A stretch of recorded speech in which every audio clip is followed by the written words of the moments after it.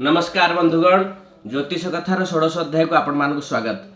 आज आम कथा हवा बिछा राशि महिला मान विषय में। बिछा राशि व्यक्ति माने लक्षण ए राशि जात कन्या बिछा राशि कन्या मान लक्षण ऊपर को धीर स्थिर जना पड़ुले भितर उग्र स्वभावयुक्त होती बिछा राशि महिला माने। तत्सहित यह चिंताधारा को बुझा बहुत कष्टकर। एमानकर भितर गोटे कथा ऊपर गोटे कथा। जीवन में बहु धन संपत्तिर मालिकाणी हुअन्ति। गुरुजन ठारे भक्ति भावयुक्त व्रत नियम पारायण चतुर कौशली अभिमानशून्य कुटुंब जंजाल प्रिय होइथांती। प्राय कुटुंब रे घांटी होइथांती। निज उद्देश्य पूरण लगी कले बले कौशले कार्य लगी पड़ा एमानकर कार्य।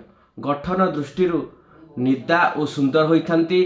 काल कान और पेट रोग अधिक एमानकर होइथाय। बिछा राशि महिला मानकर विशाखा नक्षत्र और बिछा राशि कन्या आडंबर मायामतीयुक्त आलस्य होइथांती। कामिनी और सौंदर्य प्रिय होइथांती।